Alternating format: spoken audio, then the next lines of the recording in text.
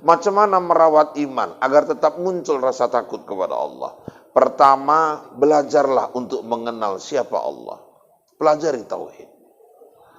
Tauhid dikolaborasikan dengan zikir mahabbah, Masya Allah, akan muncul kenikmatan batinnya. Pulang ada ketentraman batin. Maka kekayaan, kata Nabi, hahuna, letaknya di sini. Bukan di rumah yang mewah. Bukan di mobil yang mewah. Banyak orang naik mobil mewah, hatinya terpenjara. Jangan ketipu. Orang-orang yang naik mobil mewah itu belum tentu batinnya bahagia. Kadang-kadang mereka lebih bahagia lagi, ibu-ibu, mereka-mereka yang naik angkot daripada mereka yang naik mobil mewah. Tergantung suasana batinnya.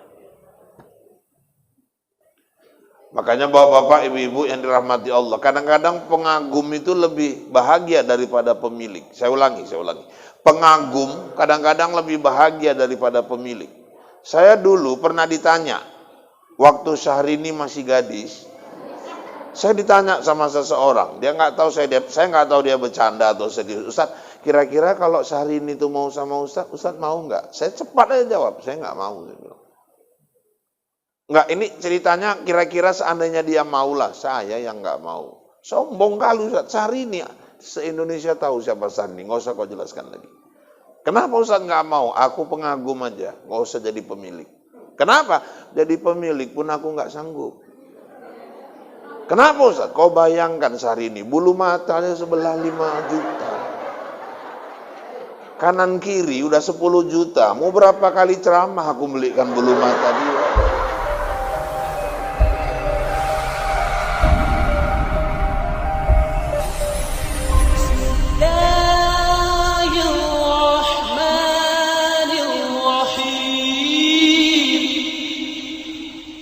Assalamualaikum warahmatullahi wabarakatuh.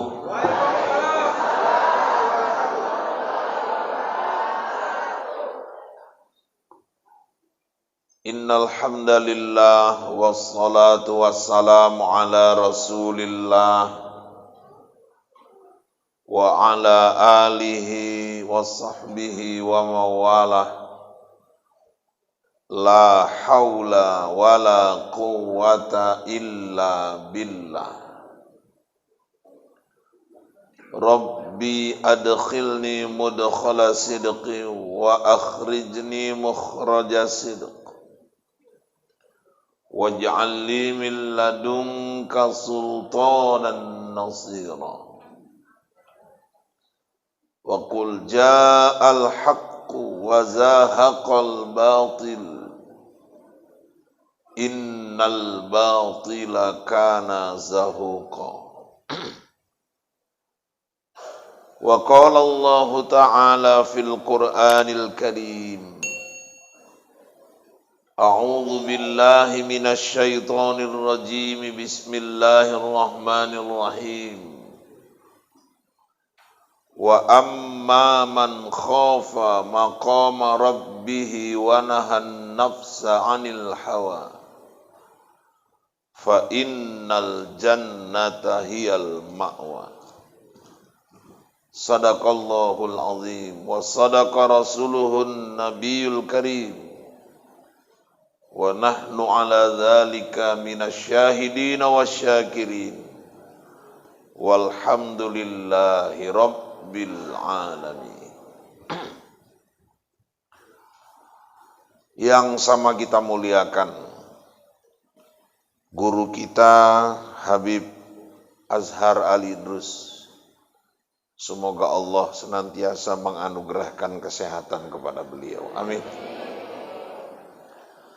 Yang sama juga kita hormati, kita muliakan guru kita Al-Ustaz Khumaini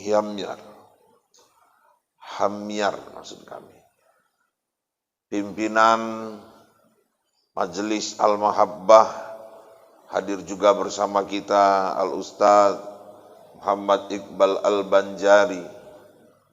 Ini famili saya, keluarga saya, karena istri saya orang Banjar. Yang saya hormati penceramah kita yang pertama tadi yang sudah menyampaikan tausiah di hadapan kita, Adinda Al-Ustadz Al-Mukarram Bukhari Al-Hafiz SPDI. Kemudian yang kami hormati seluruh para asatidzah yang tergabung dalam Al-Mahabbah. Hadir juga Ustadz Dahri, kemudian Ustadz Irwanto, sahabat saya, kemudian BKM Masjid Al-Hikmah, bapak-bapak, ibu-ibu, seluruh jamaah yang dirahmati Allah. Kita bersyukur masih dalam suasana pandemi, kita masih dapat berkumpul di majelis ini untuk bersama-sama merayakan milad majelis zikir mahabbah yang pertama. Tadi sudah sama-sama kita laksanakan pemotongan tumpengnya. Mudah-mudahan majelis mahabbah ini akan terus mendapatkan keberkahan, rahmat dan ridha Allah Subhanahu wa ta'ala. Hampir 2 tahun kita sudah menjalani suasana pandemi ini. Tanpa kita tahu kapan ujung akhirnya. Sampai hari ini belum ada kepastian tentang pandemi ini. Walaupun dalam laga Manchester United melawan Newcastle tadi malam di Stadion Old Trafford, di sana penonton sudah tidak menggunakan masker. Ratusan ribu. Mudah-mudahan Indonesia juga nanti segera akan menuju ke arah itu. Berbagai suasana sudah kita hadapi. Di awal-awal pandemi, kita dihadapkan pada satu aturan wajib masker kemana-mana. Masuk ke kantor kita wajib cuci tangan, masuk ke masjid disuruh cuci tangan, masuk ke toko cuci tangan, masuk ke mall cuci tangan. Satu pun gak ada yang nyuruh makan. Semua nyuruh cuci tangan. Sementara berbagai macam problematika pengamalan ibadah muncul di tengah-tengah umat. Mulai dari masalah diaturnya jarak shaf, kemudian munculnya permasalahan sempat di Jawa tidak boleh dilaksanakan sholat Jumat atau masjid-masjid ditutup. Umroh juga sudah berapa lama jemaah tidak berangkat. Begitu juga dengan pelaksanaan haji, sudah 2 tahun jemaah terus menunggu dan menunggu. Kita berdoa mudah-mudahan suasana pandemik ini cepat berlalu. Amin ya rabbal alamin. Kemarin hari Jumat saya ada mau tausiah ke Jalan Patimura. Sampai di Kampung Lalang jalan ditutup, diarahkan ke Pinang Baris. Masuk sampai ke Simpang Setiabudi arah ke Titi Bobrok juga ditutup. Harus putar lagi jalan. Akhirnya saya betul-betul PPKM, pandai-pandailah kalian mutar, katanya gitu. Bapak-bapak, ibu-ibu sekalian yang dirahmati Allah. Ini semua adalah bentuk. Bisa jadi ujian. Bisa jadi teguran. Bisa jadi ini juga hukuman dari Allah kepada manusia. Tergantung siapa yang menerimanya. Buat orang-orang beriman, jamaah masjid mahabbah, jamaah majelis zikir mahabbah, saya yakin ini ujian dari Allah. Mungkin buat orang-orang yang selama ini ingkar, jauh dari jalan Allah, ini adalah teguran dari Allah.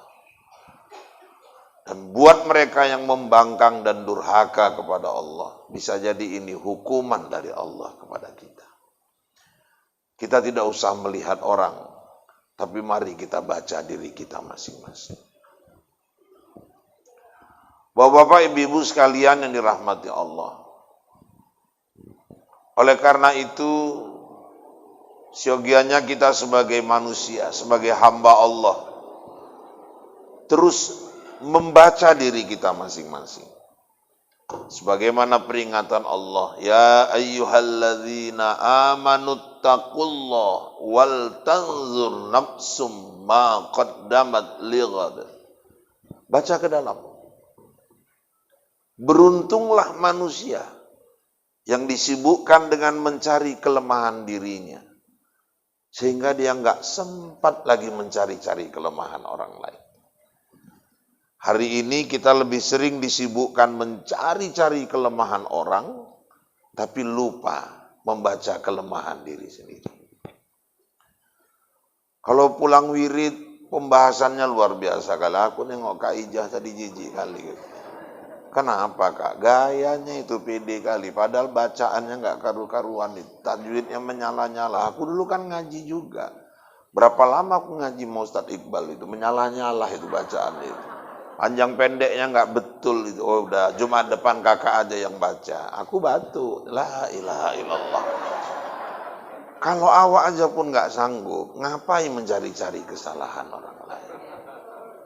Sibukkan diri dengan membaca kelemahan diri kita, sehingga kita tidak sempat lagi mencari-cari kelemahan orang lain. Hari ini yang selalu terjadi, gajah di pelupuk mata nggak kelihatan, tapi semut di seberang lautan nampak. Inilah penyakit bangsa kita hari ini. Bapak Ibu yang dirahmati Allah, hari ini saya ingin memberikan satu hadiah untuk kita semua. Ada satu doa yang selalu dibaca Nabi oleh Rasulullah SAW di setiap sholat subuh. Doa ini tidak pernah beliau tinggalkan dalam pelaksanaan sholat subuh tersebut. Kalau Nabi sudah mengulang-ulang doa tersebut, itu artinya yang terkandung dalam doa tersebut adalah hal-hal yang sangat penting. Saya yakin Bunda semua hafal doa itu. Insya Allah, karena ini doa masyhur. Dan dulu kita ketika mau masuk ke majelis atau mau memulai satu majelis di madrasah, ustadz kita, muallim, guru-guru kita selalu mengajak kita bersama-sama membaca doa ini. Doa itu bunyinya bismillahirrahmanirrahim. Allahumma inni as'aluka ilman nafi'ah wa rizqan halalan thayyiban wa amalan mutaqabbala. Biasa kita tutup dengan birahmatika ya arhamar rahim. 3 permintaan Nabi di sini. Allahumma inni as'aluka ilman nafi'ah. Duhai Allah, anugerahkanlah untukku ilmu yang bermanfaat. Wa rizqan halalan thayyiba. Rezeki yang halal lagi baik. Wa amalan mutaqabbala. Jadikan amal-amalku diterima di sisi. Yang pertama Nabi minta ilman nafi'ah, ilmu yang bermanfaat. Banyak orang berilmu, tapi belum tentu ilmu itu bermanfaat buat dia.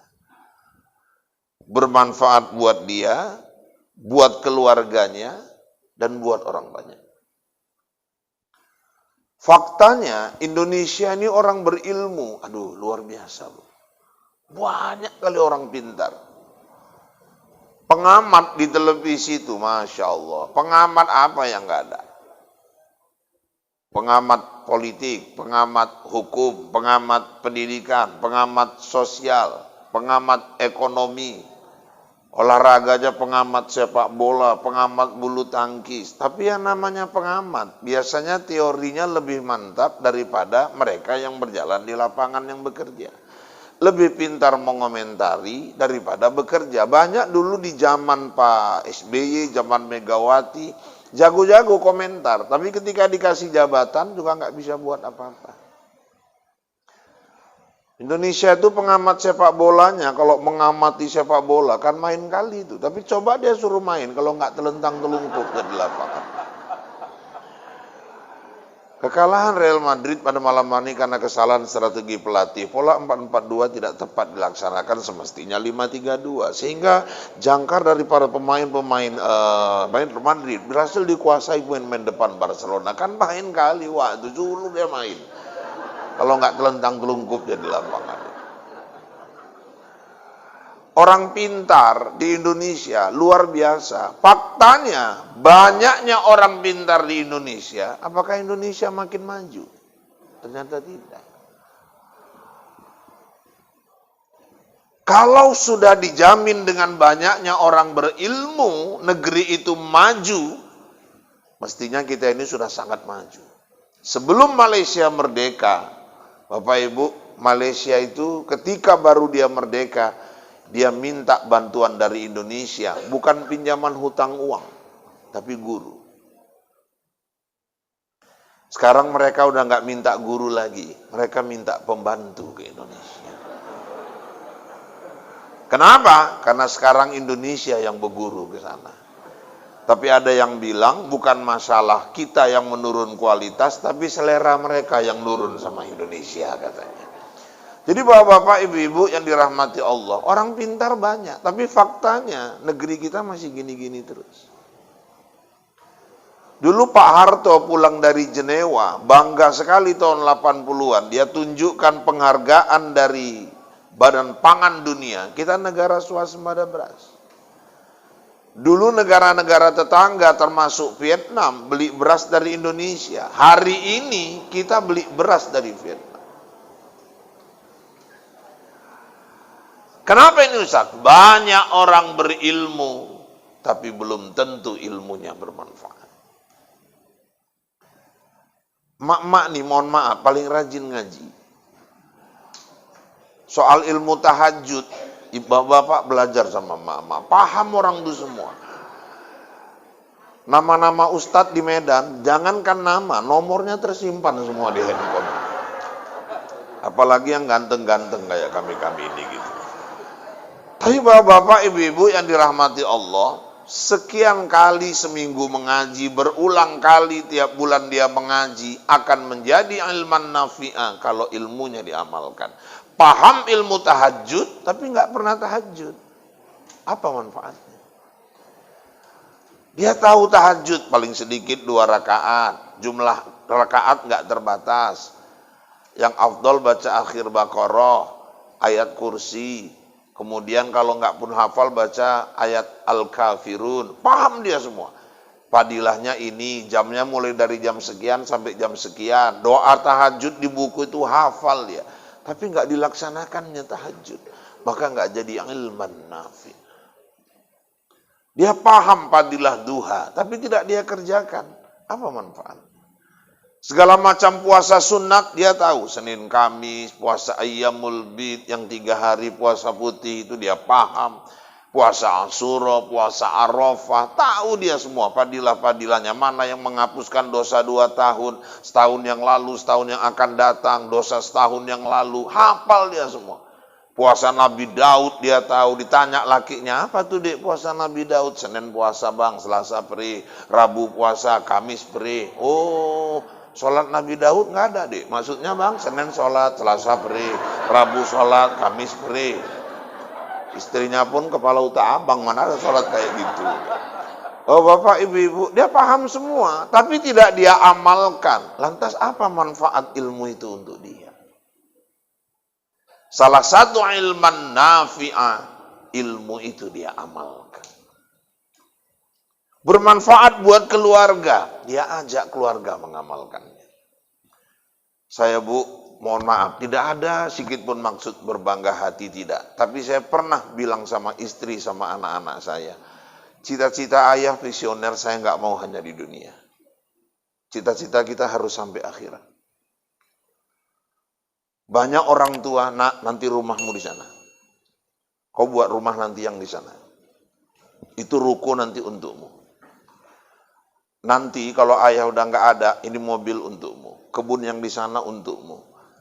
Saya belum pernah bicara itu sama anak. Tapi anak-anak istri saya pernah bilang, tolong di dunia kita kumpul. Di akhirat kita juga harus kumpul. Ayah nggak mau. Salah satu kita ada di surga, tapi yang lain berada di neraka. Wasiqal ladzina taqaw rabbahum ilal jannati zumara. Kita harus masuk dalam rombongan orang-orang yang bertakwa, yang digiring berbondong-bondong masuk ke dalam surganya Allah Subhanahu wa taala. Nanti jamaah mahabbah masuk semua ke surga. Amin ya rabbal alamin. Ustadz-ustadznya kok pada nggak nampak ya? Kira-kira begitu. Ustadz Iqbal mana? Pada nyari semua. Nanti neraka wah, kau udah di akhirat masih buruk sangka. Rupanya ustadz-ustadz ini nggak di neraka, mereka di VIP-nya, Bu. Beda, nggak sama. Surga kami nggak lebih sama ibu-ibu gitu. Amin amin ya rabbal alamin. Jadi bapak-bapak, ibu-ibu yang dirahmati Allah, kita selalu cerita dunia, tapi jarang misi visioner kita di akhirat kita nanti bagaimana. Tahajud doanya selalu luluskan anakku PNS. Tahajud doanya, ya Allah, mudahkan urusan usahaku. Ya Allah, limpahkan hasil perkebunanku. Tapi jarang sekali orang doa dalam tahajudnya, ya Allah, mudahkan sakaratul mautku. Ya Allah, lapangkan kuburku nanti. Kenapa? Takut kali dia dengan kematian. Takut dia berdoa seolah-olah udah minta mati, wah nih katanya gitu. Padahal ibu-ibu, itu yang jauh lebih penting kita minta kepada Allah. Kenapa? Karena perjalanan di sana nanti lebih panjang, sedangkan dunia ini singkat sekali. Saya mau buktikan, Bu, dunia ini singkat. Anak saya tertua sekarang usianya 26 tahun. Lahirnya pun masih ingat kali saya. Selasa, 15 Maret 94, Idul Fitri kedua. Jam 4 pagi, emaknya udah merasakan sakit. Saya bawa ke klinik setengah 7, di Deli Tua. Yang punya klinik Marga Sembiring, orang Karu pakai jilbab. Pembantunya satu, perawat gadis pakai jilbab kacamata, cantik, masih ingat aku. Ibu-ibu yang dirahmati Allah, hampir pukul 7 masuk ke ruang persalinan, dindingnya warna krim, kemudian waktu itu spraynya krim liris-liris coklat. Udah proses persalinan, jam 8 kurang 10 anak saya lahir. Alhamdulillah sehat, jam 11 emaknya, anaknya saya bawa pulang. Mulai besar pandai berjalan, main-main sepeda tetangga, jatuh, tertimpa jari kelingkingnya, ototnya putus. Waktu itu dibawa ke Pringadi, dijahit. Masuk TK, ikut-ikut festival anak soleh. Masuk SD, ikut Pildacil. Masuk pesantren Darul Arafah 6 tahun. Masuk ke UIN, IAIN, awalnya IAIN, orang Aceh bilang 1A, 1N. Kemudian tambah, sekarang jadi UIN. 4 tahun setengah. Selesai, tamat. Berapa bulan? Lebih kurang 7 bulan dia tamat, dia menikah. Sekarang anaknya 1. Kemarin saya merenung, loh, udah 26 tahun anak ini. 26 tahun kayak baru kemarin. Lahirnya pun masih ingat. Kalau 26 tahun itu singkat, bayangkan kalau hidup kita tinggal 5 tahun lagi. Seperti kedipan mata saja. Siapa yang gak mati? Kalau orang bisa ngelak dari kematian karena kaya, Pak Harto mestinya belum meninggal. Kalau orang bisa ngelak dari kematian karena pintar, Pak Habibie kok meninggal. Kalau orang bisa ngelak dari kematian karena alat rumah sakit canggih, Bu Ainun dibawa ke Jerman, Olga sampai ke Singapura, alat canggih semua, mati juga. Kalau orang bisa ngelak dari kematian karena harta melimpah, orang tua kita Haji Anip akhirnya berpulang. Kalau orang bisa ngelak dari kematian karena dia dokter Ozi, dulu ada di Trans TV, lajang, masih muda, ganteng. Aduh, kalau yang ganteng reaksi kali mama semua. Akhirnya kanker getah bening, meninggal, semua resep dia tahu.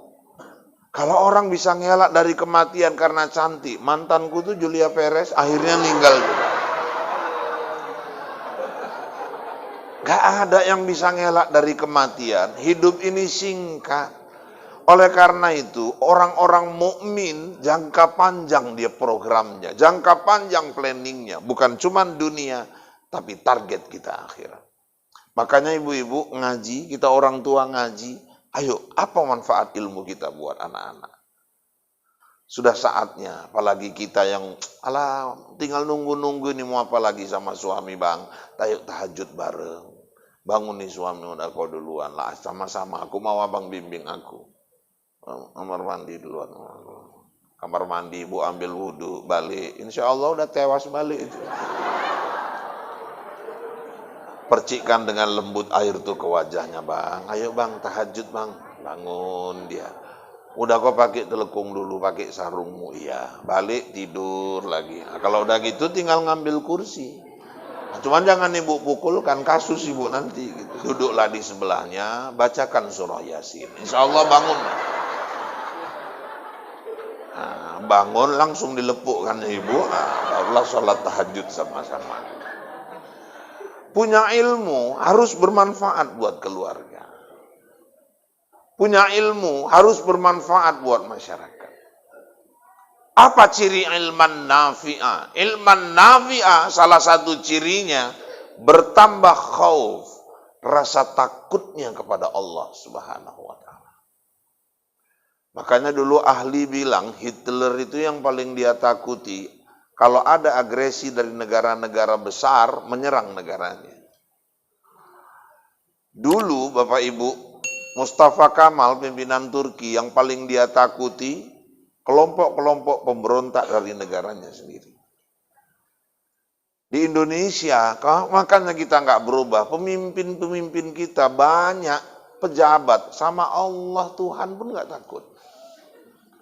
Makanya kita sulit untuk berubah. Orang yang punya ilman nafi'ah akan bertambah rasa takutnya kepada Allah Subhanahu wa taala. Ini yang mulai hilang dari bangsa kita. Seorang anak kecil pun muncul rasa takutnya kepada Allah ketika dibahas tentang rasa takut. Ini langsung Allah buktikan hari ini. Cuman kadang yang tua-tua yang nggak ada rasa takutnya kepada Allah. Makanya bapak-bapak, ibu-ibu sekalian yang dirahmati Allah, ini problem bangsa kita hari ini. Mulai hilang rasa takut kepada Allah. Dari mana memunculkan rasa takut itu Ustaz? Nggak ada lain, iman. Rasa khauf munculnya dari kualitas iman yang baik. Nggak ada lain itu. Makanya kalau hari ini orang bicara imun, salah satu kunci naiknya imun, bagusnya kualitas iman. Kalau orang imannya sudah tinggi, dia pede, dia percaya kemanapun Allah akan menjaga dia. Orang hari ini dilarang berkerumun. Kenapa ibu masuk ke masjid hari ini berkerumun? Iman ibu berkata, aku ngaji, aku zikir, Allah akan jaga aku. Itulah yang membuat imun seseorang naik. Kalau dia merasa ketika dia tolong agama Allah, Allah juga pasti akan menolongnya. Makanya ibu-ibu, iman sesuatu yang paling mahal dalam diri kita. Kita jaga betul-betul. Jangan sampai mati nggak bawa iman. Mau selamat di dunia, iman. Masuk ke kubur, bawa iman. Sampai ke mahkamah Allah di akhirat, imanlah nanti yang akan membantu kita. Salafian, Langkat, Tanjung Langkat, arah ke Bukit Lawang. Tahun awal-awal 2000-an, imam masjid, nazir masjid, dia khatib Jumat, dia juga ketua wirid, dirangkap-rangkap waktu semua. Pokoknya kalau ada orang meninggal, dia melepaskan jenazah. Tapi suatu pagi subuh, dia azan. Selesai azan, kawannya yang maju jadi imam. Dia pulang ke rumah. Maaf, selesai sholat, nggak pakai lagi zikir, dia langsung pulang ke rumah. Bubar orang dari masjid, dia balik ke masjid. 7:30 anaknya kelas 2 SD mau berangkat sekolah. Maknya lagi nyuci. Mak, antarkanlah ke sekolah, mak. Nggak tahu mak keter. Ayah kau ngapain aja di masjid? Jemput ayah sana, kata dia. Jemput ayahnya ke masjid. Sampai di masjid, masuk ke ruang masjid, ayahnya nggak jumpa. Masuk ke gudang, lihat, nggak ada. Keliling teras, nggak ada. Masuk ke kamar mandi, rupanya udah gantung diri bapak tuh. Bu, akhir hayat kita nggak tahu seperti apa. Wala tamutunna illa wa antum muslimun. Jangan kau mati, melainkan kau tetap dalam keadaan Islam. Jangan kau mati dengan tidak membawa iman. Orang yang mati ketika dia bermaksiat, imannya pergi meninggalkan dia. Seseorang yang meninggal bunuh diri, sudah dipastikan dia mati nggak bawa iman. Dan dia masuk ke neraka khalidina fiha. Dia kekal di dalam neraka. Itu yang harus kita jaga. Makanya saya ngisi pengajian di Binjai, pulang naik saya ke kendaraan. Dikejar emak-emak satu orang panitia. Ustaz, sebentar Ustaz. Ada apa Bu? Ini Ustaz ada bontot buat anak-anak. Di mana-mana kan kalau pengajian biasa tuh Ustaz kayak gitu kan. Talah di sini nanti kita nggak tahu gitu. Ya tiap daerah kan beda-beda. Kan nggak harus sama ya Bu ya. Ya kalau mau tahu Ibu tunggu aku pulang nanti kayak mana di sini ceritanya. Masukkannya dalam satu plastik, ini untuk anak-anak Ustaz, makasih Bu. Ustaz, sebentar Ustaz, dia kasih pulpen sama kertas. Tolong tuliskanlah yang Ustaz ceramahkan tadi. Yang mana Bu? Itu tadi yang kalau kita ditanya marrabbuka, jawabannya apa? Man nabiyuka, jawabannya apa? Man kitabuka, jawabannya apa? Aku tengoki muncung waktu gini kan. Maksud Ibu apa? Ya tolong tuliskan Ustaz. Mau untuk apa? Saya bilang. Ya dari sekarang dihafal-hafal lah Ustaz. Kata dia. Bawa pulang. Nggak perlu saya bilang. Alah sombong kali cuma nuliskan gitu aja Ustaz. Nggak mau. Udah bawa pulang saya nggak mau. Kenapa? Nanti aku yang kasus. Aku bilang. Kasus apa Ustaz? Pembocoran soal. Maksudnya gimana Ustaz? Lu anak SMA UN aja gurunya membocorkan soal bisa ditahan di Polda Bu. Aku pula membocorkan soal mungkar nangkir. Selesai lagu ikat dia nanti. Nggak maksudnya biar dihafal-hafal dari sekarang Ustaz. Nggak perlu. Nanti Ibu dikubur yang jawab bukan ini Ibu. Bukan tangan kita, bukan kaki kita. Iman kita yang akan membantu kita menjawab pertanyaan-pertanyaan malaikat ini. Pelihara iman ini. Itu nanti yang akan memunculkan khauf, yang memunculkan rasa takut kita kepada Allah Subhanahu wa taala. Maka ibu-ibu, rasa takut itu penting sekali. Seseorang berduaan laki-laki perempuan, seorang wanita mengajak dia berzinah tapi dia berkata aku takut kepada Allah. Yang buat dia menghindari itu apa? Imannya. Seseorang ada peluang mengambil uang yang bukan haknya. Satu orang pun bisa nggak tahu, dia bisa manipulasi data. Tapi dia tidak lakukan. Yang melarang dia melakukan itu imannya. 5 orang anak muda berkumpul, yang 4 ngisap sabu, yang 1 dipengaruhi dia berkata tidak. Yang melarang dia ngisap sabu itu imannya. Maka yang membedakan seseorang itu di hadapan Allah antara satu dengan yang lain, salah satu adalah imannya, nilai-nilai takwanya di hadapan Allah Subhanahu wa taala. Maka iman ini mahal sekali. Jadi sekarang beginilah Ustaz, ini kajiannya kan menuju rasa khauf kepada Allah. Iya, takut kepada Allah, betul. Macam mana merawat iman agar tetap muncul rasa takut kepada Allah? Pertama, belajarlah untuk mengenal siapa Allah. Pelajari tauhid. Tauhid dikolaborasikan dengan zikir mahabbah, Masya Allah, akan muncul kenikmatan batinnya. Pulang ada ketentraman batin. Maka kekayaan kata Nabi hahuna, letaknya di sini. Bukan di rumah yang mewah. Bukan di mobil yang mewah. Banyak orang naik mobil mewah, hatinya terpenjara. Jangan ketipu. Orang-orang yang naik mobil mewah itu belum tentu batinnya bahagia. Kadang-kadang mereka lebih bahagia lagi, ibu-ibu, mereka-mereka yang naik angkot daripada mereka yang naik mobil mewah. Tergantung suasana batinnya. Makanya bapak-bapak, ibu-ibu yang dirahmati Allah, kadang-kadang pengagum itu lebih bahagia daripada pemilik. Saya ulangi. Pengagum kadang-kadang lebih bahagia daripada pemilik. Saya dulu pernah ditanya, waktu Syahrini masih gadis, saya ditanya sama seseorang, dia nggak tahu saya nggak tahu dia bercanda atau serius. Ustaz, kira-kira kalau Syahrini itu mau sama Ustaz mau nggak? Saya cepat aja jawab, saya nggak mau. Nggak, ini ceritanya kira-kira seandainya dia maulah, saya yang nggak mau. Sombong kali Ustaz, Syahrini, se-Indonesia tahu siapa Syahrini, nggak usah kau jelaskan lagi. Kenapa Ustaz nggak mau? Aku pengagum aja, nggak usah jadi pemilik. Kenapa? Jadi pemilik pun aku nggak sanggup. Kenapa Ustaz? Kau bayangkan Syahrini, bulu matanya sebelah 5 juta. Kanan kiri udah 10 juta. Mau berapa kali ceramah aku belikan bulu mata dia. Itu baru bulu mata aja.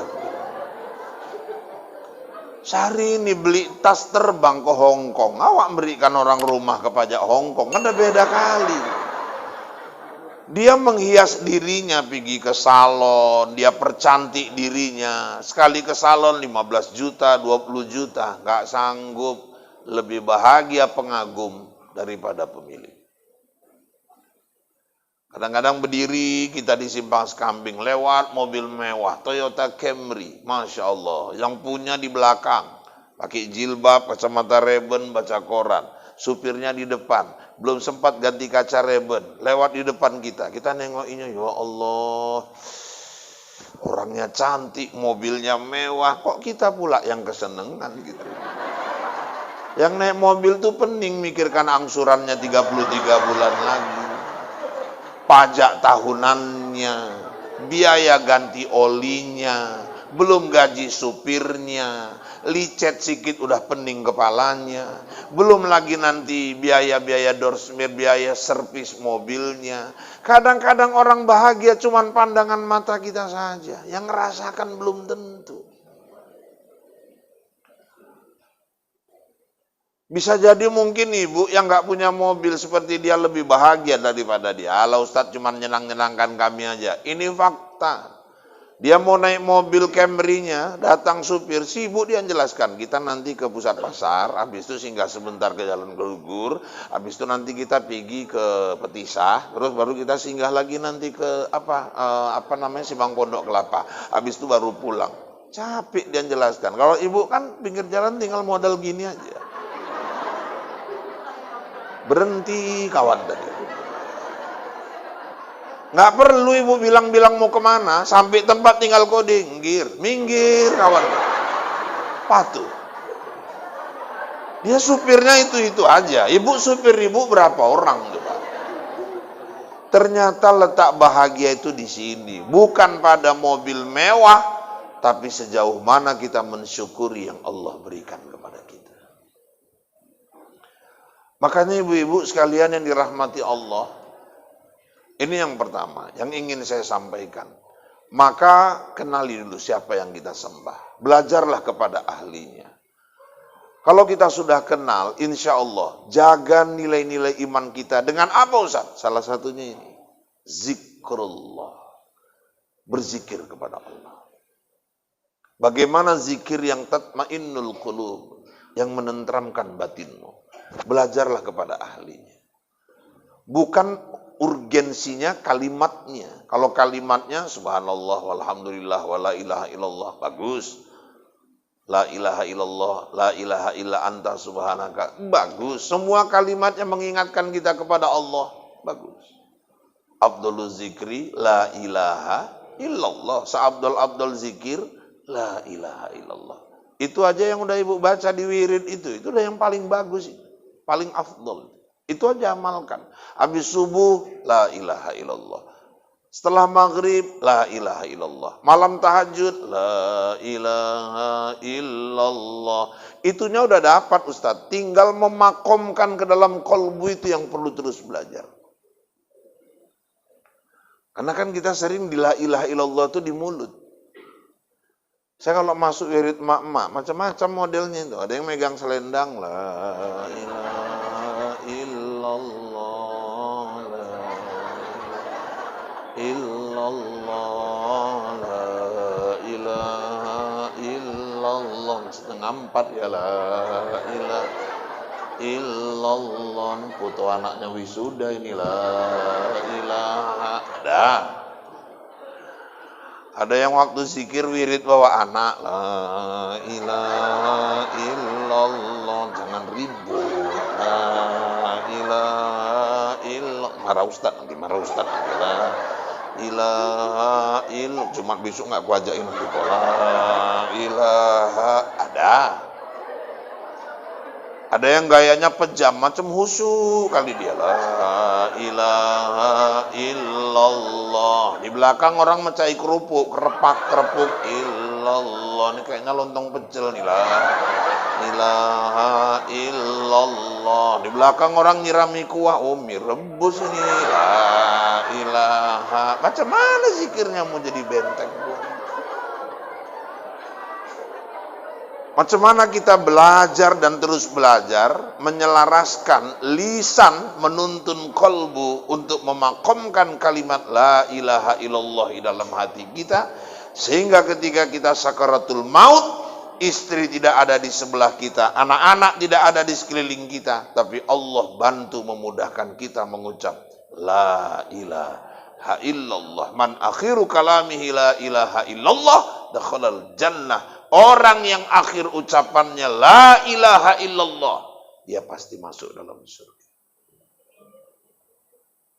Modal la ilaha illallah aja Ustaz. Ya, pasti masuk surga, pasti masuk surga. Cuman masalahnya apakah langsung atau transit dulu, kan gitu. Karena kan ada yang langsung dia masuk, ada yang transit dulu. Ke neraka Ustaz, saya nggak mau menyebutnya neraka, itu wisata api panas. Kira-kira seperti itu. Terlalu kasar nyebutkan neraka itu. Jadi bapak-bapak, ibu-ibu sekalian yang dirahmati Allah.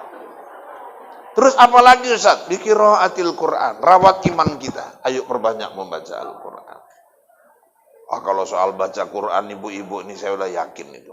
Sekarang ini ada grup WA, majelis ini. Kalau ada yang meninggal buat khataman. Ada suami kawan meninggal buat khataman. Kalau sekarang saya nggak ragu kalau soal baca Quran. Apalagi ibu-ibu yang masuk grup-grup taklim. Insya Allah tuh rajin rata-rata baca Quran. Walaupun kadang-kadang kalau pas nggak ada yang meninggal, pergi dulu orang nih kan, nggak baca Quran. Atau kadang-kadang Ramadan tuh udah jelas itu. Kadang-kadang 3 kali khatam. Ya ada juga kalau yang nggak ikut majelis, tetonggo aja Quran tuh di lemari. Baru dipakai nanti kalau suaminya meninggal. Anak atau melahirkan istrinya, ambil Quran taruh di kepala bayi. Katanya bayi darahnya manis biar nggak diganggu setan, ngalang-ngalai jimat Mbah Marijan, terakhir Quran tadi. Suami meninggal, taruh Quran di atas kepala mayat. Saya pun nggak tahu entah siapa pertama ngajari dulu. Sekarang asal ada jenazah di atas kepalanya tuh Quran gitu. Tapi nggak dibaca, anaknya ngobrol di belakang, istrinya nangis, Quran suruh jaga mayat. Mayat merajuk, duduk, baca sendiri di situ. Yang takziah pun lompat pulang. Biqiraatil Quran. Nawiru buyutakum biqiraatil Quran. Sinari, beri cahaya rumahmu itu dengan cahaya Al-Quran. Rumah-rumah yang selalu dibacakan Al-Quran akan memancar nur cahaya ke langit. Dari celah-celah cahaya itulah malaikat rahmat datang ke rumah orang tersebut. Ternyata malaikat rahmat itu bisa kita undang ke rumah. Salah satunya, berikan nur Al-Quran di rumah kita. Makanya hari ini Masya Allah, rumah-rumah tahfiz berdiri di mana-mana. Hari ini target orang tua, anaknya bukan cuma sekedar mahir baca Quran, tapi hafal Al-Quran. Dan subhanallah, anak yang hafal Al-Quran itu dia bisa menarik orang tuanya masuk nanti ke dalam surga. Ya Allah. Ibu-ibu yang dirahmati Allah. Terus apa lagi Ustaz? Qiyamul lail, salat malam. Upaya kita merawat iman. Bangun malam, dirikan tahajud. Terus Ustaz apa lagi? Bergaullah dengan orang-orang soleh. Kepada siapapun jangan putuskan silaturahim. Tapi tidak semua orang bisa dijadikan kawan gharib. Tidak semua bisa dijadikan kawan akrab. Kenapa? Karena teman akrab akan mewarnai diri kita. Berkawanlah dengan orang-orang yang ahli ibadah. Berkawanlah dengan orang-orang yang ahli ta'lim. Berkawanlah dengan orang-orang yang ahli masjid. Insya Allah kita akan sama dengan orang tersebut. Bergaul dengan tukang minyak wangi. Insya Allah ikut wangi. Ngelawan aja mama nih memang. Kalau nggak disemprot Ustaz katanya. Ya paling enggak ibu-ibu berapa kali orang nyemprot kena juga ke baju dia. Ikut wangi juga dia. Padahal bukan dia yang pakai minyak wangi. Berapa orang di situ ngetes. Akhirnya dia ikut wangi juga. Ibu-ibu sekalian yang dirahmati Allah. Bergaullah dengan orang-orang soleh. Dah. Pentingnya rasa takut kepada Allah. Begini. Ibarat kita ini sedang berjalan. Di tengah padang yang luas. Gersang, panas, tandus. Sudah berapa kilometer kita berjalan? Haus luar biasa. Kita bayangkan seandainya ada sungai di depan kita, kita habiskan air sungai itu kita minum. Saking hausnya.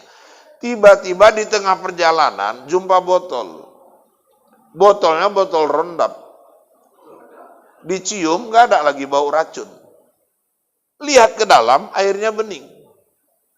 Persoalannya haus berat.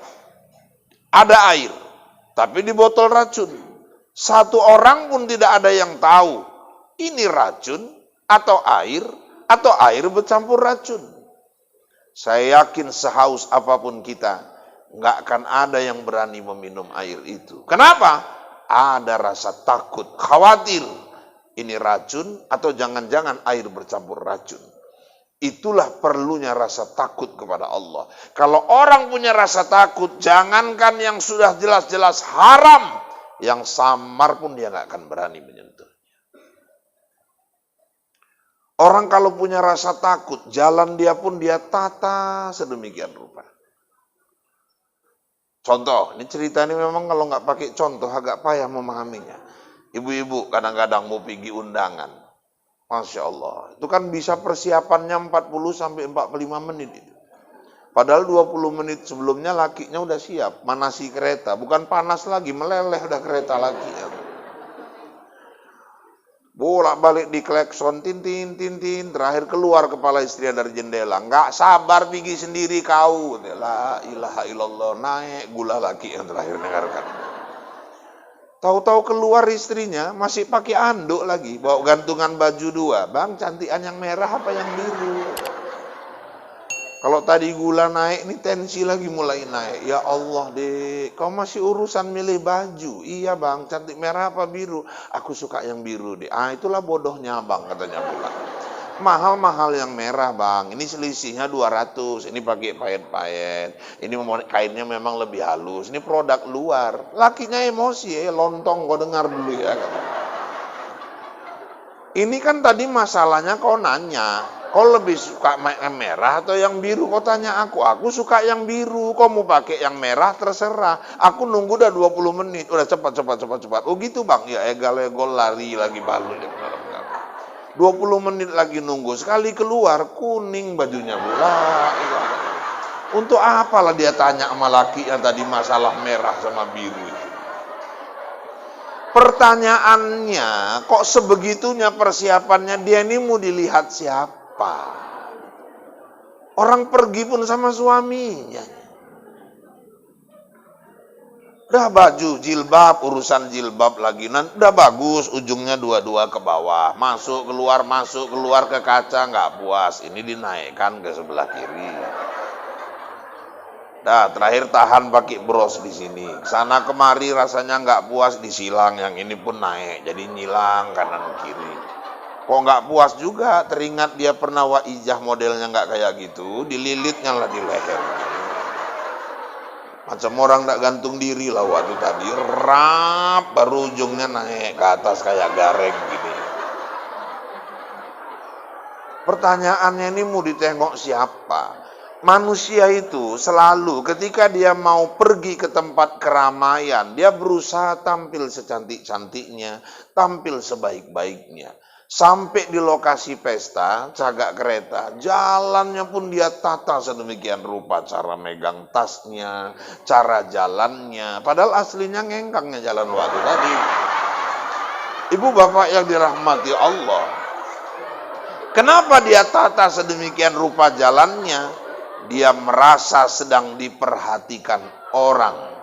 Kalau orang yang beriman merasa diperhatikan Allah, kemana dan dimanapun dia akan tata langkahnya sedemikian rupa. Hari ini orang berjalan sesuka hatinya di bumi Allah karena dia lupa ada zat yang mengawasi dia dimanapun dia berada. Itulah yang hari ini sudah mulai hilang. Maka ilman nafi'ah salah satunya adalah munculnya khauf, rasa takutnya kepada Allah Subhanahu wa taala. Satu. Yang kedua, doa Nabi tadi. Wa rizqan halalan thayyibah. Ya Allah, berikan kepada kami rezeki halal lagi baik. Kenapa tidak berhenti di kata halal saja? Kenapa harus ada thayyibah? Karena ternyata halal belum tentu baik. Kalau sekali ini aku bantah, menyalah Ustaz Rahul itu. Karena kalau udah baik, kalau udah halal, pasti baik. Nggak mungkin kalau nggak baik dihalalkan. Ternyata tidak, Bu. Halal itu belum tentu baik. Bisa dibuktikan Ustaz? Coba kita buktikan. Bu, daging kambing disembelih dengan menyebut nama Allah. Halal. Otak kambing, halal. Hati kambing, halal. Baik nggak kalau yang makan yang tensinya 200? Halal belum tentu baik. Rupanya Wak Leman naik tensi 220. Datang ke rumah, lo kenapa Wak? Udah 2 hari tensi naik aja. Apa masalah Wak? Nggak tahu lah, nengok Wak perempuan kau mau naik aja tensiku sekarang. Oh, udah Wak, ini ada daging kambing, ada hati kambing, mau otak kambing. Inilah obatnya Wak. Oh gitu ya, Wak makan sepuasnya. Insya Allah besok takziah kita ke rumah Wak. Halal belum tentu baik. Jeroan halal, pakis halal, kacang-kacangan halal. Tapi nggak baik kalau dikasih sama orang yang asam uratnya tinggi. Bu, ada yang bilang sama saya, dia kena asam urat, kena kolesterol. Loh, kenapa nggak dimakan, Wak? Itu kari kambingnya, kari dagingnya. Alah, Ustaz, udah dikurangi nikmat, nggak boleh lagi. Oh, salah, saya nggak terima itu. Jangan bilang dikurangi nikmat. Nggak ada istilah dikurangi nikmat. Manusia, berapa tahun dia hidup? Katakanlah 60 tahun. 60 tahun dia hidup, kadar gula pada dirinya sudah dikasih Allah. 60 tahun, sekian mil gula harus ada dalam dirimu. Kolesterolmu dalam sekian tahun, itu harus terpenuhi sekian. Masalahnya, harusnya terpenuhinya di usia 60, di umur 40 udah diambilnya semua. Jadi yang ada, jatah gula dia diambilnya duluan. Apa? Jatah kolesterolnya sudah diambilnya duluan. Bukan dikurangi nikmat, kecepatan dia ngambil nikmat itu. Jadi problemnya karena selama ini dia makan berlebih-lebihan. Allah nggak pernah ngurangi nikmat. Kita yang kecepatan mengambil nikmat itu. Maka kata Allah, innallaha la yuhibbul musrifin. Jangan berlebih-lebihan. Sebenarnya semua yang dihalalkan Allah itu baik. Tapi kalau makannya sudah berlebih-lebihan, itulah yang jadi nggak baik. Di Mekah kita bawa jamaah, haji, umroh, pergi makan nasi mandi, makan nasi biryani, macam-macam lah. Yang modelnya satu talam, langsung dengan daging kambing. Saya udah tes berapa jamaah punya darah tinggi makan, nggak ada masalah. Kok di Indonesia makan daging kambing bermasalah? Rupanya Khalid Basalamah pernah jelaskan. Khalid Basalamah kan dia punya rumah makan nasi mandi, biryani di Condet. Saya udah pernah singgah ke sana. Anak saya sekolah di sana, saya baca di medsos, saya bawa ke sana. Saya tahu ibu nggak nanya, nggak apa-apa, saya kesepikan aja gitu. Itu jalan ke lokasinya pun antri gitu. Sampai di sana, lagi pesan azan Isya. Apa dia bilang? Pak, izin kita tutup dulu, kita sholat Isya dulu. Perkara orang rasanya dia nggak puas, mau balik nggak jadi makan, terserah. Pokoknya kalau sudah masuk azan, tutup. Sholat kami semua. Balik, disiapkan makanan. Apa dia jelaskan? Kenapa di Mekah, Madinah, di Arab Saudi orang makan daging kambing itu tidak naik tensinya? Pertama terkait cara penyembelihan. Rupanya sebaik-baik penyembelihan yang paling cepat. Cepatnya penyembelihan harus bendanya betul-betul tajam. Bagaimana seseorang bisa jadi penyembelih kalau dia aja nggak bisa membedakan mana yang betul tajam, mana yang nggak tajam. Saya dulu masih lajang, pernah saya silap Bu, salah saya. Itu betul-betul trauma saya. Saya kan orang kebun. Lewat kebun-kebun sawit dipanggil orang, Ustaz, ada apa? Lembu makan racun Ustaz. Jadi kenapa? Sembelihkan. Agak lari saya. Mana parang? Ini Ustaz. Ayo pegang. Saya takut lembu ini jadi bangke, nggak termakan.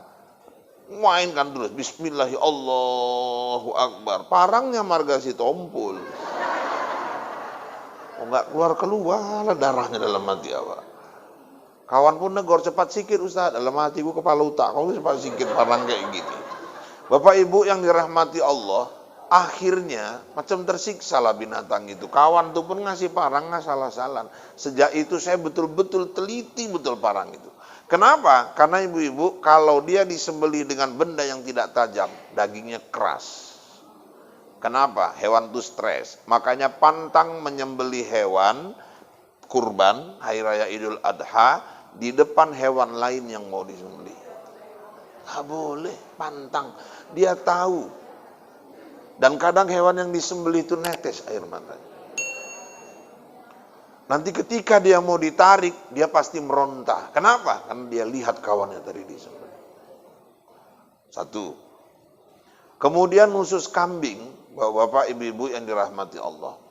Rupanya nggak boleh ketika kita menguliti sesudah disembelih kan, biasa nguliti itu kalau bahasa Inggrisnya, bahasa ilmiahnya netel ya, nah, kira-kira gitu. Waktu netel itu Bapak Ibu nggak boleh lehernya yang di atas, harus kaki belakang yang di atas, lehernya di bawah, supaya darah dari tempat penyembelihan itu turun jatuh. Nah ketika kita letakkan lehernya di atas, darah itu tidak keluar dan membeku di dalam, dan itu bisa menyebabkan penyakit buat manusia. Dan kadang-kadang itulah yang bikin daging kambing itu bau ketika dimakan. Dan bedanya kita dengan orang-orang Arab makan daging kambing yang lebih menonjol bumbu, yang lebih menonjol rempah. Kita di Indonesia santan. Makanya ketika daging kambing bertemu dengan santan, itulah pemicu kolesterol dan menyebabkan tensi itu naik. Jadi bapak-bapak, ibu-ibu yang dirahmati Allah, sebenarnya semua yang Allah halalkan baik. Tetapi ada kala pada waktu tertentu dia halal menjadi tidak baik kita makan. Makanya warizqon halalan thayyiba. Nabi minta, beri kami rezeki yang halal lagi baik. Halal dari zatnya, bendanya, halal dari jalan mencarinya. Saya punya teman, anaknya 4 orang hafiz Quran semua. Yang 3 orang sudah hafal 30 juz, khatam. Yang 1 orang masih mondok 20 juz. Bang, bagi-bagi ilmu kenapa bang? Kenapa anak abang bisa hafiz semua? Aku ikhtiar Ustaz. Dari mulai anakku lahir, di rumah ini yang selalu hidup merotal Al-Quran. Itu terbukti saya waktu ngisi di Binjai, di pasar 9, Binjai Barat, ditampilkan anak umur 4 tahun. Maulid, perempuan. Anak itu hafal juz 30. Bukan 30 juz ya, juz 30. Mulai amma yatasa'alun sampai An-Nas. Kami disuruh tes. Terserah mau surah apa saja, mulai ayat berapa. Dia sambung. Nggak ada yang nggak dia sambung. Gurunya duduk di sebelah saya. Udah selesai dia turun, gurunya bilang, Ustaz mau tahu kenapa? Anak tuh ngajinya masih Iqra. Nggak masuk akal, saya bilang. Nggak masuk akal gimana? Kayak gitu bagus bacaannya. Huruf-hurufnya tepat. Iramanya bagus. Bagaimana Ustadz bilang ngajinya masih Iqra lah, orang saya gurunya kok. Besok Ustadz datang tengok masih Iqra atau tidak ngajinya. Kok bisa dia hafal juz 30 itu? Dari kecil maknya bilang tiap pagi siang di rumah merotal juz 30 aja dihidupkan maknya di rumah. Otaknya cerdas, lengket juz 30 itu di kepalanya. Rupanya anak itu betul-betul kertas kosong. Tergantung apa yang mau kita torehkan di kertas ini. Ibu aja yang udah sering-sering lupa, tapi tiap hari asik dengar aku merindu. Akhirnya hafal juga ibu lagu itu. Makanya ibu-ibu sekalian yang dirahmati Allah, rupanya itu salah satunya, upaya ikhtiar dia. Terus apalagi bang rahasianya? Yang kedua Ustadz, upayakan jangan tempelkan, jangan dipasang gambar-gambar kalender atau apapun yang berbau maksiat di rumah. Kalau dikasih kalender walaupun gratis, gambar artis yang buka aurat, campakkan gambar itu. Jaga mata anak kita dari pandangan-pandangan maksiat. Masya Allah. Yang ketiga Ustaz, satu lagi. Saya akan berusaha sesusah apapun saya, anak saya jangan pernah makan dari jalan yang haram. Karena itu yang menyebabkan sulit sekali Al-Quran melekat di kepalanya. Dan itulah dulu keluhan Imam Syafi'i. Betapa besar maksiatku sehingga lemah hafalanku. Padahal hafalan hadis beliau itu termasuk luar biasa banyaknya. Itu pun dia mengakui lemah hafalannya karena maksiat. Seberapa sih maksiat beliau? Jangan pernah, ayo suami-suami pasang tekad. Jangan pernah bawa pulang rezeki dari jalan yang haram. Abu Bakar Siddiq pulang dakwah, di meja ada makanan. Langsung dilahapnya. Datang pembantunya, dari mana makanan ini? Lezat sekali. Dari Pak Polan yang rumahnya di ujung sana, Tuan. Apa kau bilang? Dari Pak Polan yang rumahnya di ujung sana. Kamar mandi, masukkan ujung jari ini ke kerongkongan, sogok, muntah semua. Keluar makanan itu semua. Berair matanya, berair hidungnya. Tuan, kenapa Tuan muntahkan lagi? Tapi kau yang bilang, ini makanan dari Pak Polan. Memang betul, Tuan. Bukankah dia seorang dukun? Bukankah dia orang yang mencari nafkah dengan menggunakan ilmu hitam? Ketahuilah pembantuku, setetes saja darah haram mengalir di tubuh kita akan melemahkan semangat ibadah kita kepada Allah Subhanahu wa taala. Rupanya pengaruh makanan ini luar biasa. Ibrahim bin Adham, ulama besar Basrah, pergi haji. Pulang dari haji, Bapak Ibu yang dirahmati Allah, pergi ke tukang kurma. Mau bawa oleh-oleh. Di timbangan, mangkok timbangan itu, dilihatnya ada sebutir kurma. Ambil, coba, makan. Kesalahan dia nggak minta izin sama penjualnya.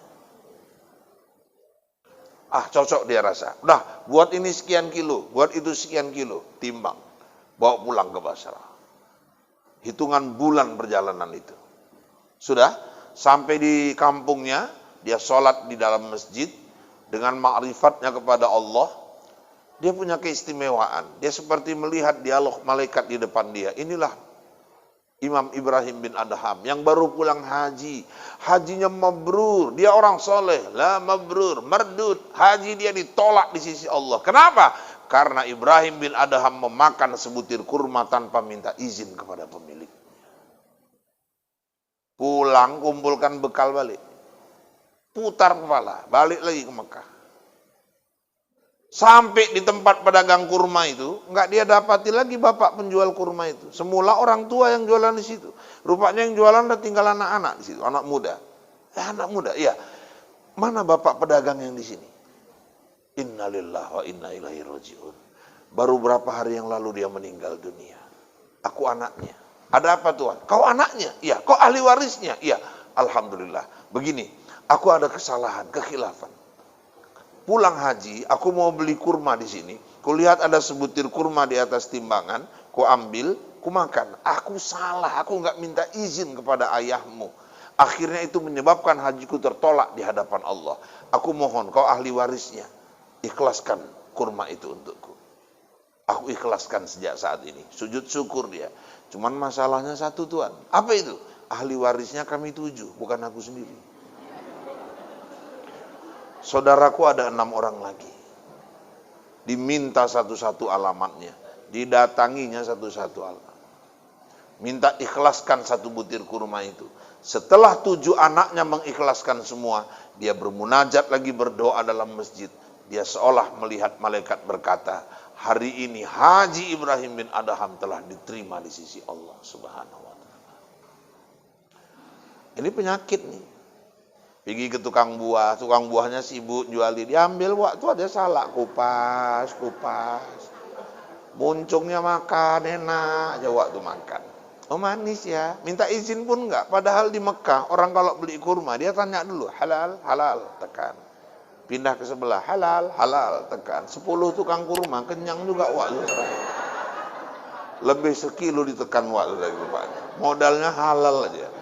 Terakhir pulang nggak ada yang beli, terima sedekah dari masjid semua. Jadi bapak-bapak, ibu-ibu itu bagian dari siasat dalam berniaga di Mekah. Jadi bapak-bapak, ibu-ibu pastikan, ayo rizqon halalan thayyibah. Terakhir, wa amalan mutaqabbala. Terimalah amal-amalku. Satu musibah yang besar ketika kita banyak beribadah, tapi ibadah kita ditolak di sisi Allah. Sholat nggak pernah tinggal. Tiap malam tahajud. Haji 3 kali kayak Haji Muhyiddin. Sedekahnya luar biasa. Sampai di akhirat, di mahkamah Allah. Rupanya Allah tolak ibadah-ibadah itu.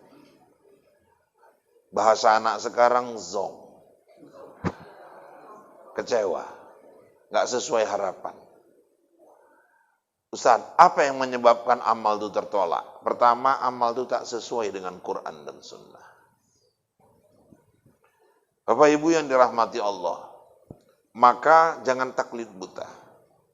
Kita belajar, sini ada ustadz-ustadz kita. Jangan belajar ustadznya Mbah Google. Kalau ibu belajar sama Mbah Google, ada yang nggak jelas, ibu nggak bisa tanyakan sama dia. Tapi kalau kepada guru, ada yang mempertanggungjawabkan apa yang dia ajarkan kepada ibu. Dan tolong ayo, satukan umat ini. Mahabbah inilah pemersatu umat. Kita harapkan seperti itu. Majelis-majelis zikir harus menjadi pemersatu umat. Hari ini berhasil orang mengobok-obok Islam ini. Kita ini dilaga-laga terus. Muncul bapaknya para janda, Abu Janda. Itu kan melaga-laga umat Islam terus kerjanya itu. Ada Denny Siregar. Terus timbulkan provokasi supaya yang sini membenci yang sana. Yang sana membenci yang sini. Kelompok para habaib hari ini Bapak Ibu dilaga dengan ulama-ulama NU. Padahal dulu ulama NU dan para habaib bersama-sama berjuang memerdekakan negeri kita ini. Itulah kerja mereka hari ini. Karena tidak ada lain, belajar dari zaman penjajahan. Kalau mau melemahkan Indonesia, pecah belahkan umatnya. Bu, mohon maaf, terlepas dari pandangan kita berbeda, tapi saya melihat jamaah tabligh tetap saudara kita. Jangan hinakan mereka. Salafi itu tetap saudara kita. Mungkin ada prinsip-prinsip fikih kita berbeda dengan mereka, tapi kita tetap diikat dengan kalimat La ilaha illallah. Pak Ijek juga orang tabligh. Wali kota Dumai, saya baru-baru ini ke sana. Beliau jemaah tabligh, saya ke sana, beliau lagi keluar 40 hari. Beliau yang masakkan untuk jemaah itu. Lihat sisi positifnya. Apa itu sisi positifnya? Mereka ingin berusaha menekan hawa nafsunya, menekan keinginan-keinginan keduniaannya dengan menjauhkan diri dari dunia dan lebih banyak berdiam dalam masjid dan mengajak orang ke masjid. Makanya orang tabligh dimanapun gak pernah mau berhujjah. Pantang buat mereka berdebat. Tapi mereka lebih banyak mengajak. Dan satu yang luar biasa dari mereka, mereka tetap sholat di awal waktu. Salafi, ada mungkin yang gak pas. Tapi biar bagaimanapun mereka saudara kita. Wahabi yang asal dari Mekah, mazhabnya Hanafi, mereka tetap saudara kita. Mana yang gak pas, ayo dudukkan sama-sama. Nah, cuman orang tuh suka-suka hati aja sholat Ustaz. Nanti siap salam langsung pergi, kasih tahu bagus-bagus. Pak, izin Pak, kita berjamaah pakai etika, pakai adab. Kalau Bapak mau sholat di depan, selesai salam, tunggulah selesai. Paling tidak nunggu orang berdoa atau nunggu di belakang lapang. Ini kadang-kadang kan selesai, Assalamualaikum, Assalamualaikum, langsung dilangkahinya bahu-bahu orang. Pindah dia ke belakang. Atau langsung dia pulang. Padahal perintah Allahumma antas salam wa minkas salam. Itu Nabi yang nyuruh siap sholat. Baca itu. Ini enggak. Salam Allahumma lantas jalan. Langsung pulang aja waktu. Sehingga kadang-kadang silakan kalau itu pahamnya. Tapi hormati mereka-mereka yang duduk di belakang itu. Jangan dilangkah-langkahi bahu mereka. Ada etika, ada akhlak beribadah. Saling menghormati, saling menghargai. Kalau bersatu umat, tengok ustadz-ustadz kita hari ini kumpul dengan penuh mesra. Tadi datang saling berjabatan tangan, saling menyapa. Ada cipika-cipiki. Di hati ibu pun ada kebahagiaan melihat. Guru-guru kita rupanya mencontohkan seperti ini. Sejuk rasanya di dada kita. Hari ini kita terus diprovokasi. Kita memang mau dipecah belah. Dan jangan mau dipecah belah. Apapun kalau kita bersatu, mereka takut. Yang pertama, sesuai dengan Quran dan Sunnah. Yang kedua, ini penutup. Apapun ibadah, harus ikhlas. Lillahi. sesuai dengan ikrar kita, innas salati wa nusuki wa mahyaya wa mamati lillahi rabbil alamin. Ibadah apapun kuncinya niat. Innamal a'malu binniyat. Niat yang membedakan pekerjaan biasa dengan ibadah. Contoh, ibu masuk ke masjid, bapak masuk ke masjid, sholat tahiyatul masjid. Selesai sholat tahiyatul masjid, duduk bersandar karena lelah, letih. Rupanya 5 menit aja duduk, habis itu agak ngelongsor sedikit, berubah posisi, terakhir telentang waktu. Lama-lama udah timbullah suara-suara yang menggetarkan masjid itu. Tertidur dia. Tahiyatul masjid, kemudian dia duduk, kemudian dia tertidur. Apa itu Ustaz? Namanya istirahat.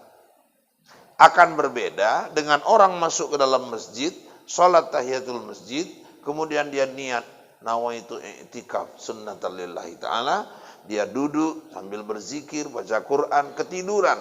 Tidur dia niat i'tikaf. Yang membedakan tidur biasa dengan i'tikaf, niat. Ada orang dari pagi sampai malam nggak makan, nggak minum, rupanya mau nurunkan gula. Ada yang nggak makan, nggak minum, rupanya karena diet. Akan berbeda dengan orang nggak makan, nggak minum. Aku niat puasa hari Senin, jadi ibadah. Niatnya yang menjadikan pekerjaan itu ibadah.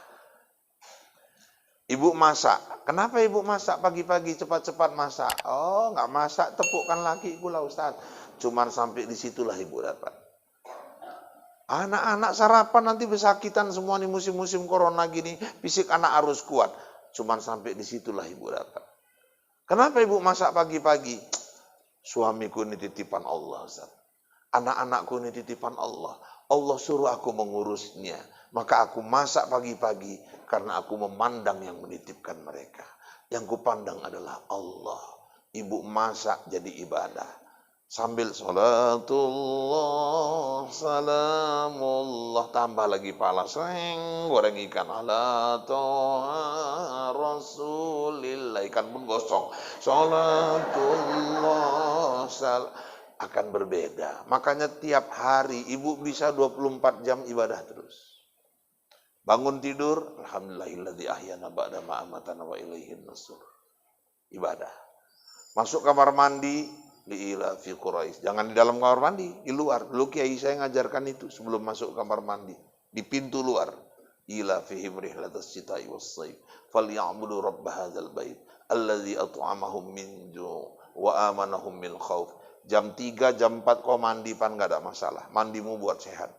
Masuk kaki kiri. Kenapa kaki kiri? Nabi ngajarkan itu. Maka jadi ibadah. Laki-laki buang air kecil jongkok. Kenapa jongkok? Nabi nyontohkan. Karena ngikut Nabi, jongkok itu jadi ibadah. Siap kencing buang air kecil, mendehem 3 kali. Ajaran Nabi, memastikan habis semua air sendinya. Jadi ibadah. Mandi, awali dari sebelah kanan.